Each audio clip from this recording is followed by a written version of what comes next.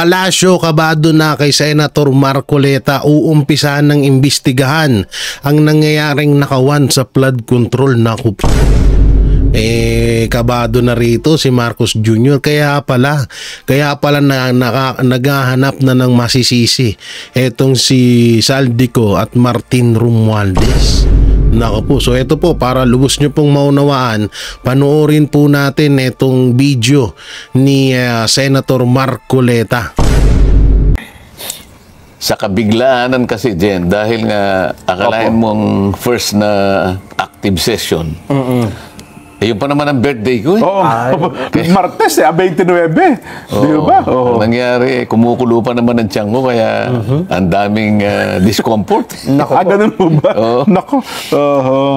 Nagkataon naman, Jensen, na nung birthday ninyo, ang dapat ibibigay sa inyo, cake na red ribbon. Blue ribbon yata na ibigay. Ang dami ngang nagbigay ng cake. Ang isang masarap na, hindi man cake, kakanin, galing ng Pampanga. Ganun po. Si Senador Lito Lapid. Alam mo yung mahablang kayo. Mahablang po. Nagawang Kapampangan. Puting-puti yun. Kabisado ko yun. Sapagkat yung mga tsahin ko, nung maliit ako, talagang yun ang kanilang ekspertong ginagawa na kakanin. Sarap niya. May mais. Yun na nga, kumukuluan tiyan natin. Hanggang ngayon, hindi ko pa natitikman yun. Baka naman may natira pa. Yun nga po, nung araw na yon, birthday nyo, ay nagtalaga ang Senado ng iba't ibang mga committee chairmanship. Ang napunta sa inyo, sa balitang natanggap namin, ay yung Blue Ribbon, tsaka yung Trade and Commerce, Sen. Baka napagkamalan lang Red Ribbon, dahil birthday ko. Yun nga. Trade and Commerce, tsaka meron pang isa na ibibigay sa atin, hindi lang na i-broadcast pa. Ganun po. Ilan ba lahat ng committee ng Senado, Sen? Kasi 24 lang naman kayo, di ba? Ang alam ko, 41. Kaya mas marami pang committee kaysa sa senador. Oo nga. Kaya pala meron senador sa inyo, 3 ang committee, no? Meron naman 2. Merong 4. Pero yung iba kasi, automatic, gaya ng majority leader, pro tempore, at saka Senate President, di ba? Sila naman kasi wala ng committee yun. Opo, sa lahat sila. Senate President pro tempore ka, o kaya majority leader. Kahit na yung deputy majority leader kasi dinagdagan nila ngayon. Merong 3 majority, deputy majority leader sa panig ng majority. At saka 2 deputy minority leader. Panig ng minority. Well, pagka minority leader din naman, automatic na lahat ang miyembro ng lahat ng komite, no? Kasi ex officio. Ex officio member.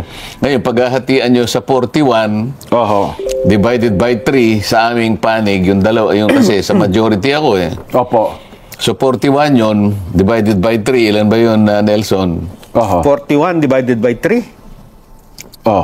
Mga ilan? Halos. Palagay mo 10. Mga tama. So, tigsa 10, mamimili ka. May 10 sa akin, 10 dun sa isa, 10. Para covered mo lahat. Membro ka. Ganun pala ang ibig sabihin. Doon sa 2 naman, tig 15 sila dahil hindi lang. Tig 20. Dahil 2 lang sila. So yun pa lang, no, sa Senado. Kasi sa Kamara naman, sapagkat 300 plus kayo doon, marami doon ang walang miyembro, walang komite, ang miyembro na lamang, di ba? Sa dami naman ng committees doon. Kaya kung kinakailangan mag-create sila ng subcommittee para lang may maupuan yung iba Isip-isipin, meron ka pang subcommittee on West Philippine Sea. Nga po. Meron pang WTO ata ngayon. Yung kauna-unahang naging chairman ng subcommittee ng West Philippine Sea. Si dating speaker Sunny Belmonte. Tapos, na magkita kami, sabi niya, Dan, kasama kang membro ko ron, ha? Saan ka kung tayo mag-hearing? Dito tayo palagi. Ayaw baka ako sa Scarborough Shoal tayo, speaker. Ikaw naman kanya, malayo yun. Talaga naman. At saka kahapon, kailan ba yun? Nagtaka si Nelson Sen Bakit daw ba ang nangyari, ang mga deputy speaker din, mahigit 20 na. Ang natatandaan ko kasi dati, 3 lang ang deputy speaker, di ba? For Luzon, for Visayas, at saka for Mindanao. Ngayon, ilan na? Ngayon, 20 mahigit na Bakit ka nagtataka, Nelson? Tayo nung panahon ko, 32 kami. Panahon ni Alan Cayetano.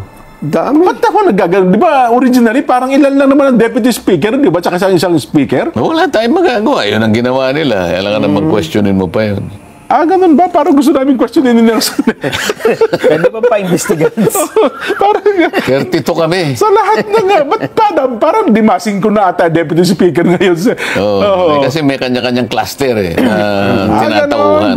Halimbawa, doon sa economic, halimbawa. Opo. May social, merong labor. Oo. Kasi may cluster yan. Oho. So, pag ikaw ay dito, halos sa 3 hanggang 4 na committees ang binabantayan mo. Parang ikaw ang hierarchy doon. Ayun, yun ang ganun explanation pala. doon. Kasi naalala sa dami ko- kasi ng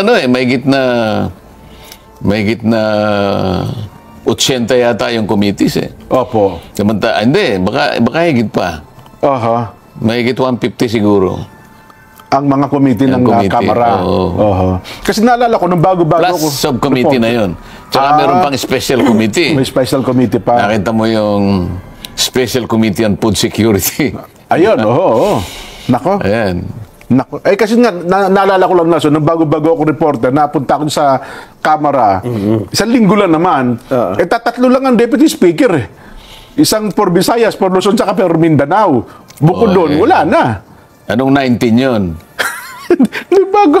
Mga 5 years ago. Hindi ko sabihin, 1962, reporter ka na, Jen. Hindi po. Ang laki pala ng nagot ng edad mo sa akin. Anyway, nasa ibang paksa na tayo. Ano bang mga mainit na usapin ngayon? Habang din lamang nasimulan mo na yung Blue Ribbon Committee. Ayan. Ang tinatanong ho nila agad ngayon, Sen, dun ho sa ating mga kabayan, yaman din lamang kayo na po ang nasa chairman ng Senate Blue Ribbon Committee. Ano na po ang inaasahan? At mayroon na ho ba kayo nakatalaga kung sino-sino ang mga miyembro ng Blue Ribbon Committee? Yung Blue Ribbon Committee, Jen, Nelson, Opo. ay isang nakapormang committee na yan. May tao na talaga yan. Ganun ho ba? Ang pinaka-head niyan ay tinatawag na Director General. Oho. Kapatid ni Congressman Miro Kimbo. Palagay ko kuya niya yun. Oho. Naka-wheelchair yun, pero very competent, ha? Okay. Matagal na siya roon at ang pagkakaalam ko, magre-retire siya itong December. Opo. So, meron na talagang yun. Meron talagang May composition. tao yun. Opo. May tao yun. At sa aking palagay, sa tagal ng pagkakatatag ng Blue Ribbon Committee, ay talagang may kasanayan na. Yung competence nila, kung ang pag-uusapan ay pag-build up ng kaso. Opo. Yung mga tinatawag na stop work. Para sa ganun, ay hindi ka lang basta-basta nagtatanong. Pag nagtanong ka, may basihan yan. Hindi yung kung ano-ano lang tinatanong parang kung sino-sino lang ng mga yung mga anong tawag din sa mga nasa television na ang tanging gawain lang ay magtatanong ng wala naman direksyon ng mga tanong, di ba? Oho. Doon hindi. Ganun talaga. Kasi ang Blue Ribbon, makikita mo, kinakailangan ma-establish mo yan. 3 bagay. May tinatawag na malfeasance, misfeasance, and non-feasance. Yung 3 na yon. Opo. Kinakailangan, bago ka mag-imbestiga, ma-establish mo na alin man sa 3 ito ay nandun. Opo. Either malfeasance, misfeasance, non-feasance. Ibig sabihin, puro katiwalian yan na nagaganap o naganap sa maraming ahensya ng ating pamahalaan. Oho. Kaya importanteng komite. At yan lamang ang isang komite na nakita ko sa Senado na meron siyang sariling logo. At saka sariling rules ata yan, Sen, ano? Hindi, lahat naman ng komite May kanya-kanyang rules. Pero ito may sariling logo na siya. Opo. Pero siya talagang magtataka ka. Ibig sabihin parang independent siya Kung yun ang tradisyon, igagalang natin ang tradisyon. Opo. Sa tingin ko, ay talagang binigyan siya ng ganung katangian sapagkat ang kanilang gawa hindi kakaiba. Okay. Di ba kakaiba? At doon nga, kahit walang resolution doon eh. I mean, moto proprio pa. Moto proprio. Opo, oho. Pagka naisip ng chairman, sige, simulan ninyong mag-build up ng case dito sapagkat ito ay nabanggit ng Pangulo sa kanyang SONA kamakailan lang. Opo, oo. Alam nga namang hindi tayo maging alerto sa mga bagay-bagay na Pangulo na mismo ang nakapansin. Opo, oo. Napansin din naman ng mga iba. Kaya lang opisyal na binanggit ng Pangulo. Di ba? Tama po, oo. At hindi lang binanggit. Tinakot pa sila, di ba? O, yun na nga. Ano May sabi? may mga pasaring pa ang Pangulo. Hindi pasaring, diniretso eh. Ano sabi niya, Nelson? Mahiya naman kayo. Mahiya. Sino kinakausap niya, Jen? Yung mga mambabatas po. Sino yung mambabatas? Di ba? Yung mga nasangkot sa... Akala ko yung mga Hindi, mambabatas. kaharap niya, di ba? Opo. Yung audience niya, mga mambabatas. Opo. At saka sinabi niya, kailangang masiyasat yan. Ay bakit nga naman hindi? Isip-isipin mo pagka ikaw ay binaha. Napakaraming mga propriedades mo, mga kasangkapan, lahat. Nasira, nawala. Pati trabaho mo, pati mobility mo, lahat. Mag-aalala ka. Pati pagpasok ng mga anak mo kung paano. Bukod pa dun sa talagang malalagay sa bingit ng alanganin o maaring sa disgrasya pa ang buhay ng pamilya mo. Ito sa huli, Sen, ha? 30 mahigit na namatay, Sen. At mahigit, kulang-kulang sa pupang nawawala. Hindi nag-i-improve, kundi lalong lumulubha yung epekto. Palagay ko, yung sinabi niyang mahiya naman kayo, is an understatement. Ibig sabihin, dahil siguro nanggaling lang sa Pangulo, hindi lang siya makapagbigay ng mas matinding salita pa ron eh. Kasi siyempre baka sabihin ng iba, dapat hindi siya gumamit na ganun, hindi na presidential yun eh. Ganun ho ba? Diba? Nako. Kasi kung meron pang mas mabigat na salita doon, dapat yung sinabi mo, di ba? Yun na nga. Dapat yung ang kakapal naman ng mga mukha nyo. Ganun siguro. Mas matindi yun eh. Kaya lang kasi, sinabi niya, may mga pati kontraktor kanya pati kontratista, pati mga kontratista ay usigin natin. O ilang kaya yung kontratista na nandun sa harap ng kapulungan na yun, Jen? Kasi sa palagay mo lang. Kasi mga ibang kongresista kontratista din eh. Ha? Di ba yung investigahan nyo sa ano, pati equipment nakalagay yung pangalan ng congressman? Ay, nagmamaang-maangan pa. Di ba? Isa yun. Di ba, malamang napakarami din mga kontratista pero yun, sa kahit na gano'n, sisiw lang yun eh. Ganun ho ba? Oo, marami. Kaya ngayon, kung talagang yan, ay bibigyan natin ng kaseryosohan na hakbang, ay kinakailangan nating pasimulan siguro sa mga dokumento, Jen. Pero kung ang pag-uusapan sa yung Blue Ribbon lang muna, lahat pa ng 24 kayo, miyembro din ng Blue Ribbon Committee, Sen? Bukod pa doon sa mga sariling staff talaga ng Blue Ribbon? Hindi, tiningnan ko 17 lang ang miyembro. Meron palang hindi miyembro. Ayun. Tapos meron pupunta sa'yo. Sen, pwede bang maging vice chair ako ng ganito, ng committee mo? Opo. Di siyempre, sasabihin mo, sige, sipin ko. Baka naman gusto mo kung, sipin ko nga, di ba? Ayun, mabalik tayo doon. Opo. Meron silang kasanayan. May direksyon ang kanilang bawat hakbang at gampanin na gagawin. Hindi kagaya ng mga ibang mga nasa television. Opo. Napakadali kasi ng trabaho nila eh. Ang trabaho lang nila magtanong eh. At saka magparatang. Minsan, Pero kahit kailan, itong mga ito, hindi pa sila nalagay sa kalagayan na sila naman ang tinatanong. Nako. Di ba? Parang nahihinuha ako na kasi, kasi tinangka ako na ipatawag. Doon sa ABS-CBN hearing nung kanyang renewal. Opo. Ayaw pumunta. Magaling lang sila, mag-imbita na sila pag tatatanungin ka sa programa nila. Pero pag silang inimbita mo... Yung mga anchor ba tinutukoy nyo, Sen? Mga anchor din nila? Anchor ba yung tawag doon? Anchor po ang tawag doon.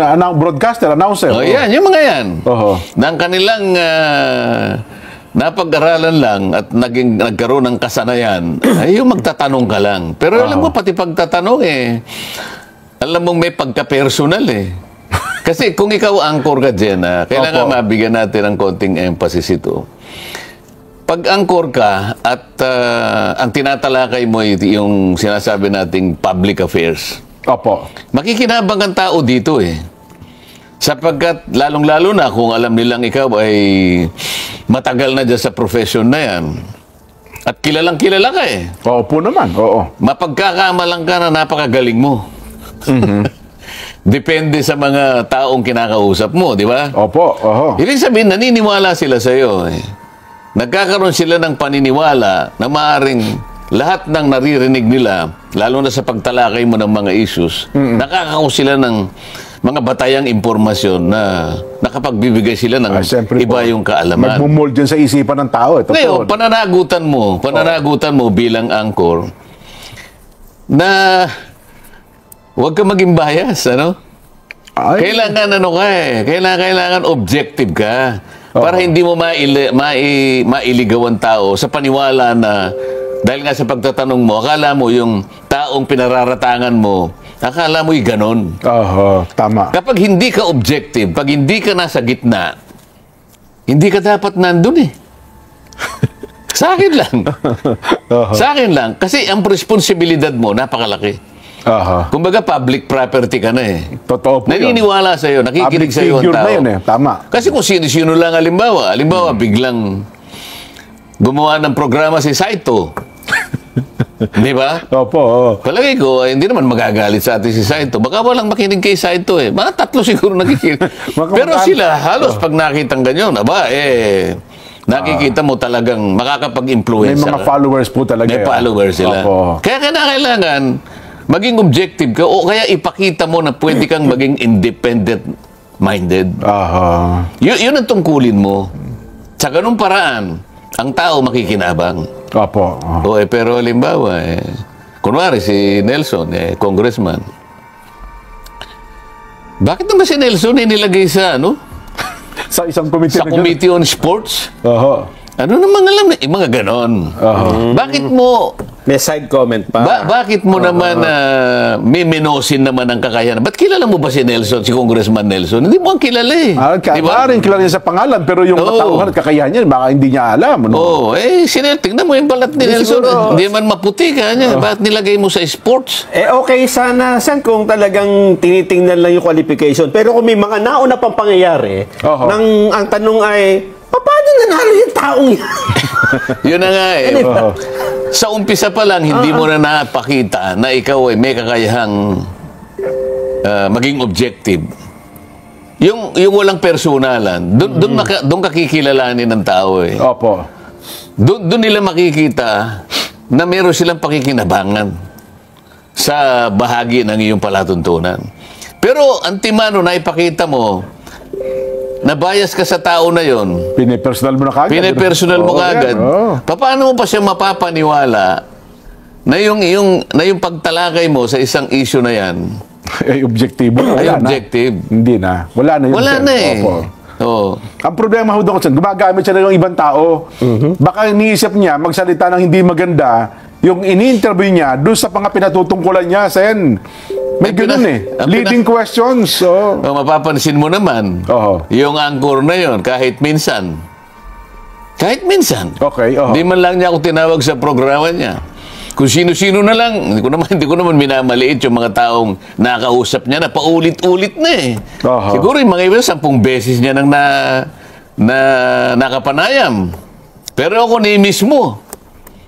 Ako nakikita ko, anino ko lang, natatakot na yun Ganun Yun ang sinasabi ko sa inyo.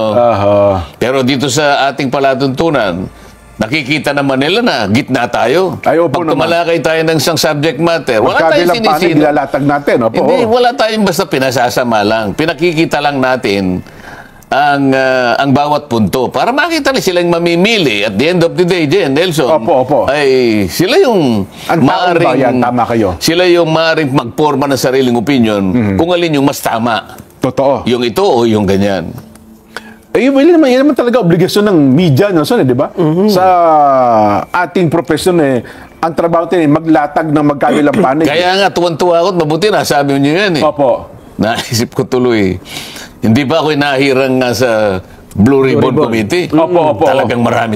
Maraming nagsisay. Yung lang text na tinanggap ko Aba, yung sabi niya, congratulatory, yan talaga ang bagay. Napakarami ng gano'n, ano? Opo. Yan po ang inaasahan namin.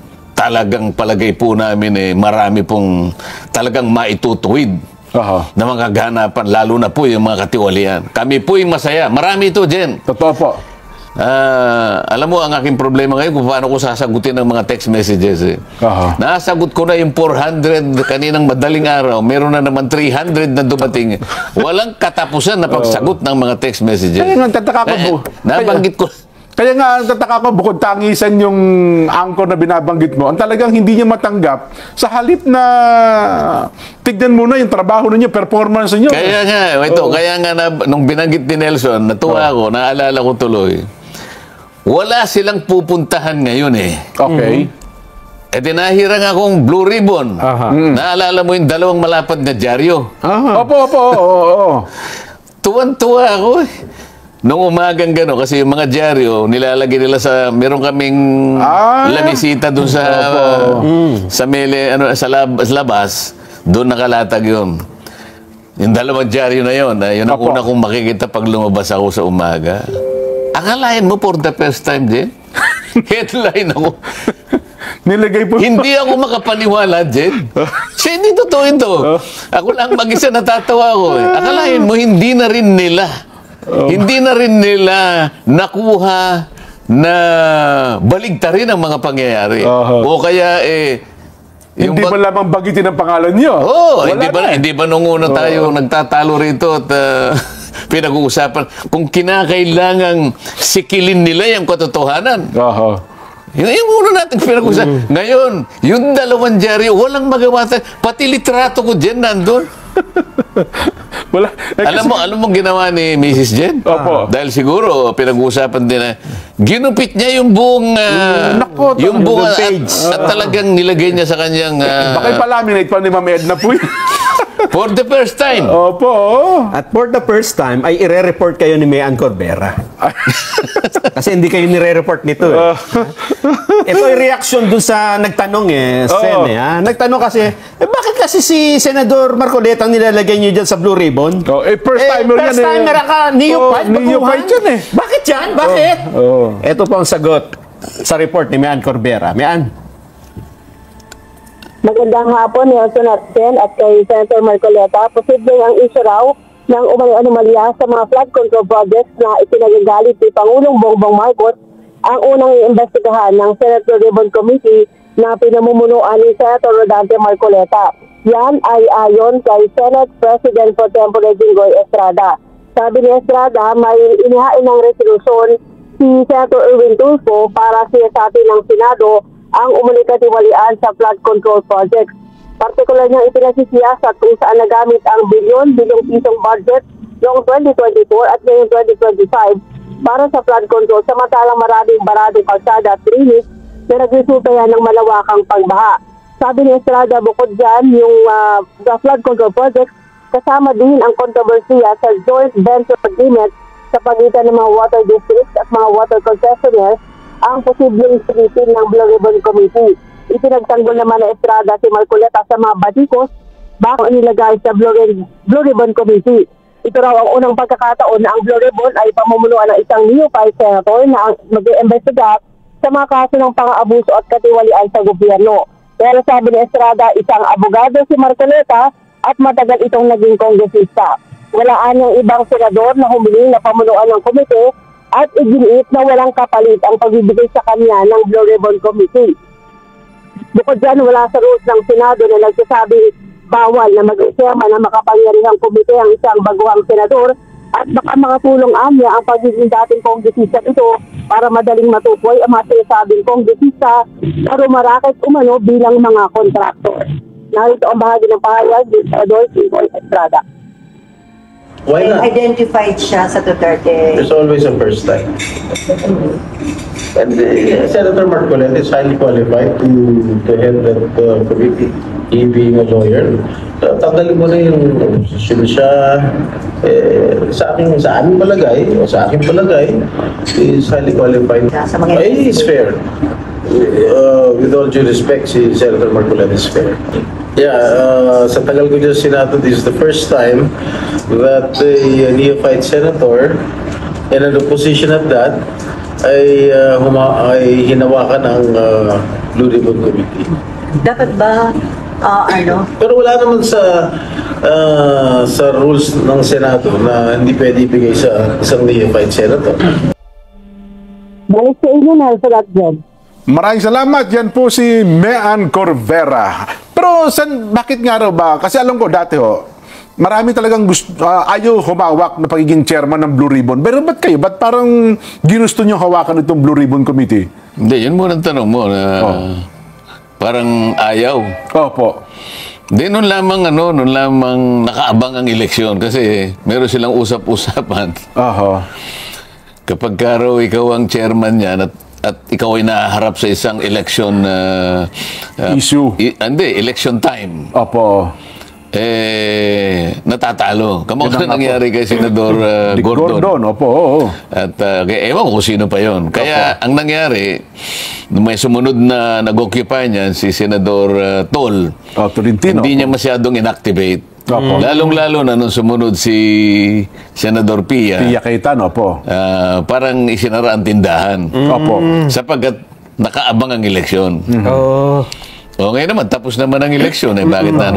Ano bang iindahin mo riyan? At saka importante, kung mapapakinabangan ng tao, hindi ba? Opo. At saka, in fairness, pasensya na po sa iba, mga nauna, itong Blue Ribbon, aminin man nila hindi, mukhang nakasangkapan talaga sa politika Family issue, fertilizer funds scam, etc. na mga inimbestigahan po ng Blue Ribbon, may bahid talaga ng politika, Sen, at mukhang nagamit talaga sa politika ng mga panahon na yun. Hindi kasi naman, nasa paraan kasi ng pag-uusisa mo rin Nasa paraan mo naman ng kung paano mo i-undertake yung investigasyon Kagaya nga ng nasabi mo kanina, kailangan ba, sinabi ni Senador Jinggoy, nakita niya na objective yan, fair yan. Opo. Kailangan maging fair ka, hindi yung tatakutin mo yung mga tao, gaya ng nangyari sa Parmali, pinakulong mo lahat.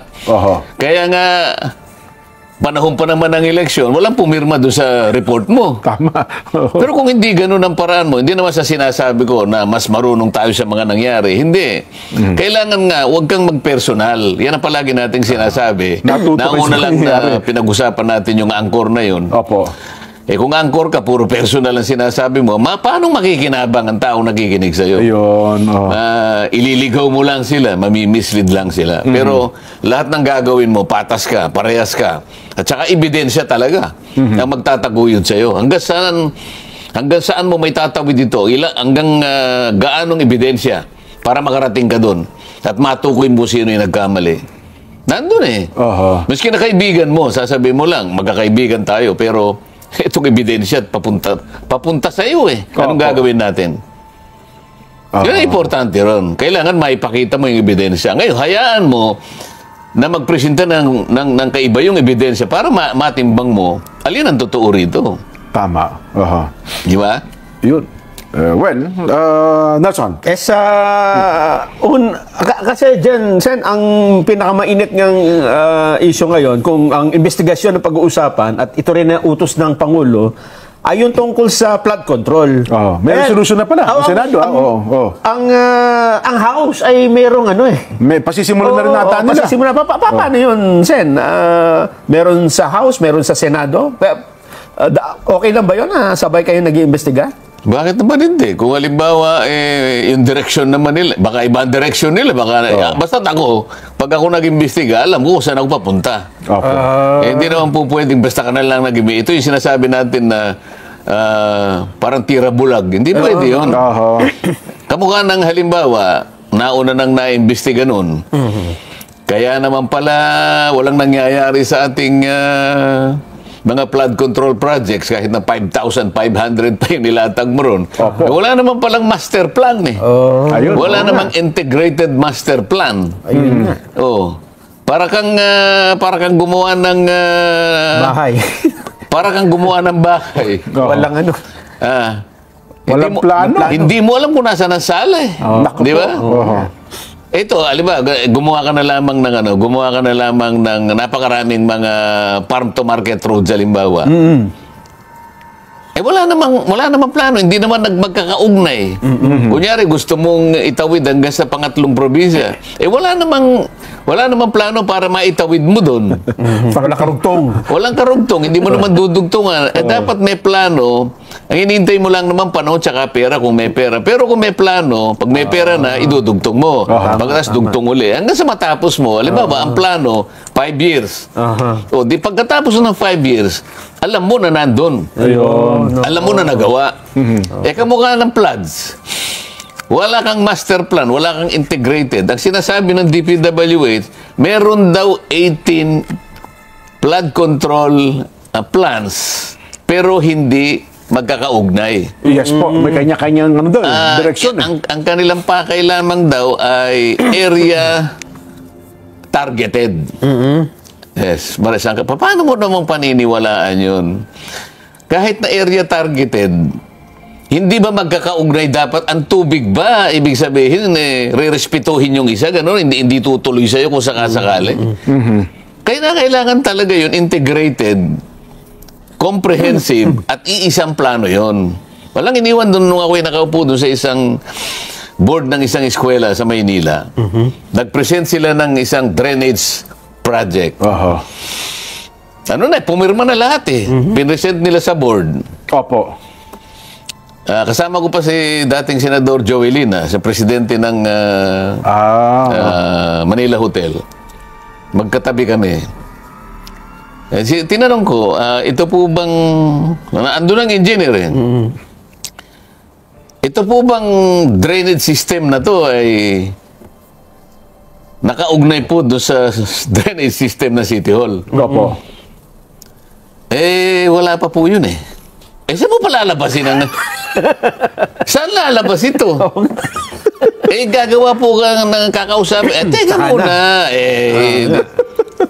Disgrasya. Wala nangyari. Hindi na-approve. Ganun. Hindi naman po pwede ka kung gagawa ka ng drainage.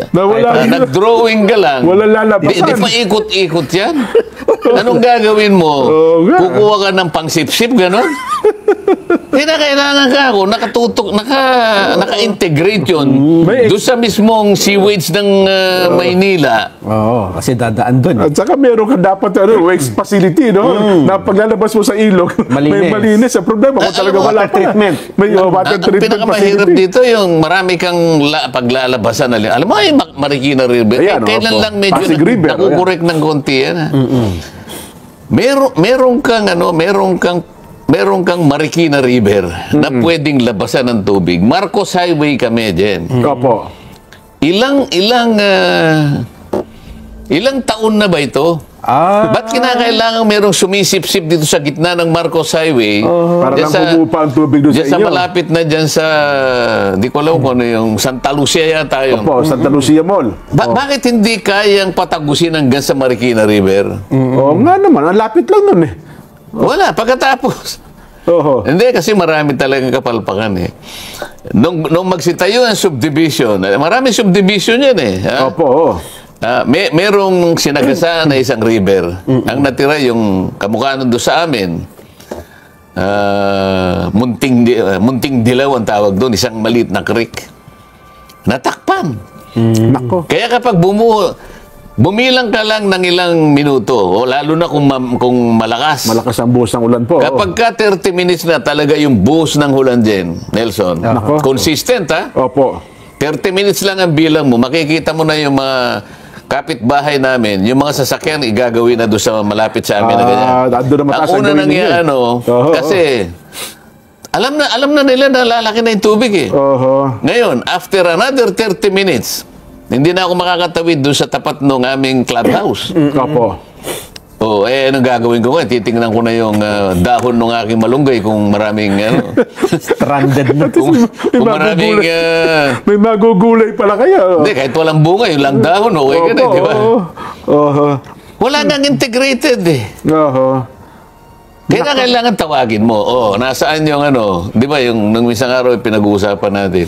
Merong isang maliit na opisina sa ilalim ng DNR. Kung opo. tawagin ay Yung river... river control, whatever.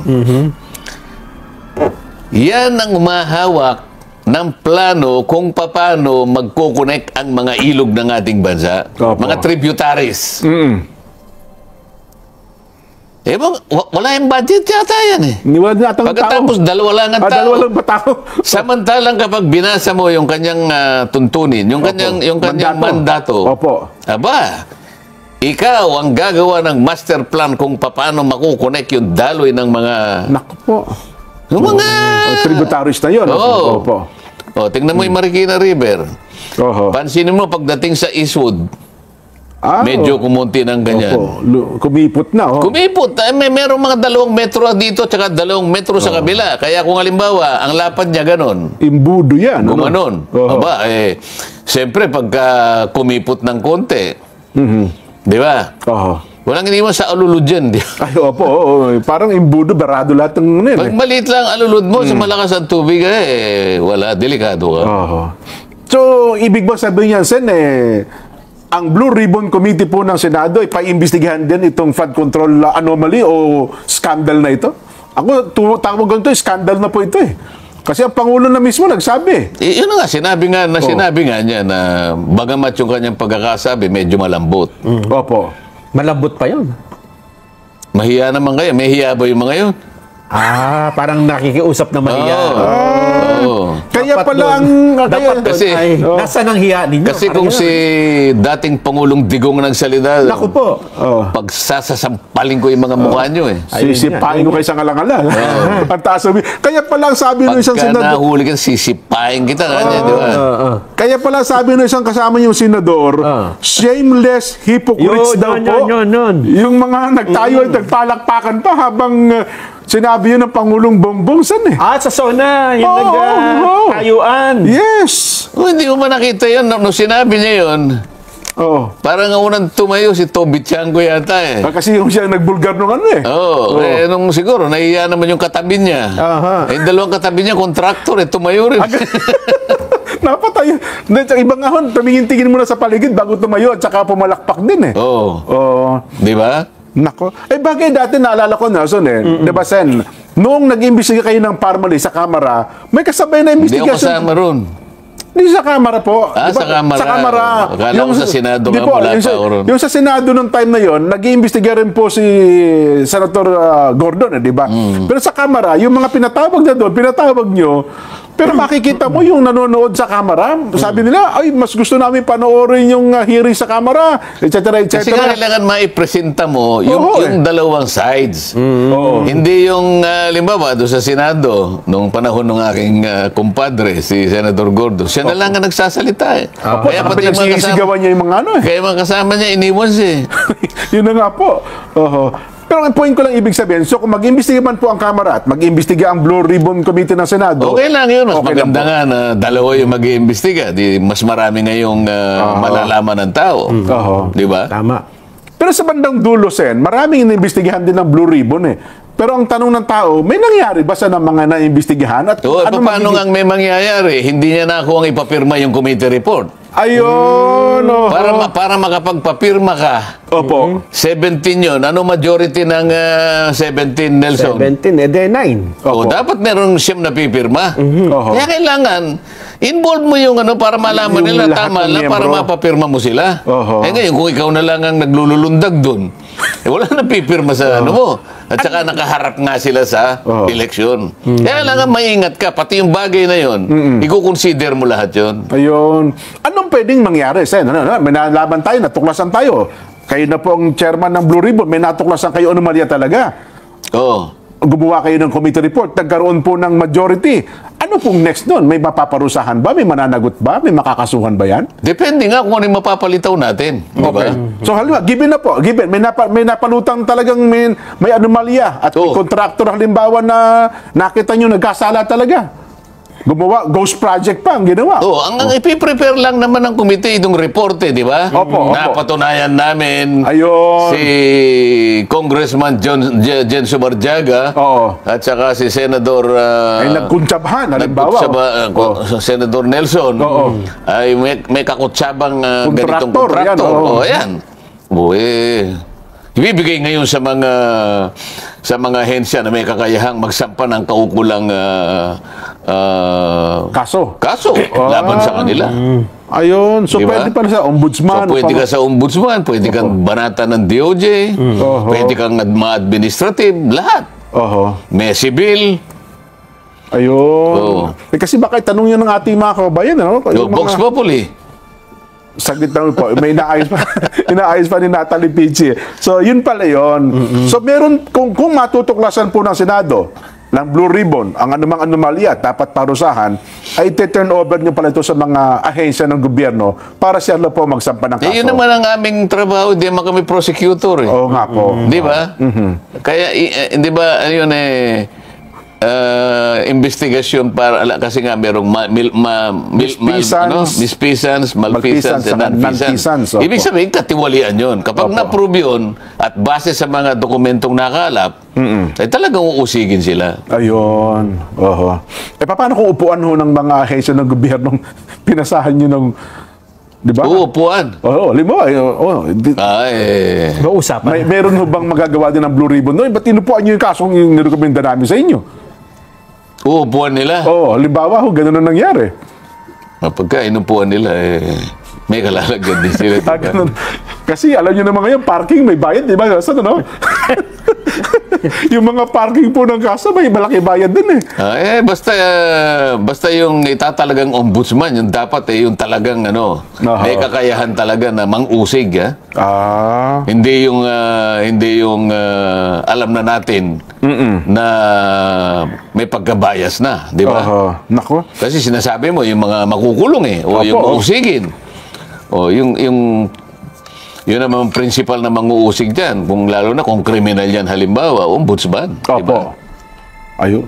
Ay, nako. Anyway, sa'yo na, sir. Mamaya tayo. Yan ang Banateros. Walang inuurungan. Pag tama palakpakan, pag mali ay babanatan. Yan ang Banateros. Boses ng ordinaryong Pilipino. Banateros ay walang makakaawan. Walang inuurungan. Banateros ay tinutulungan.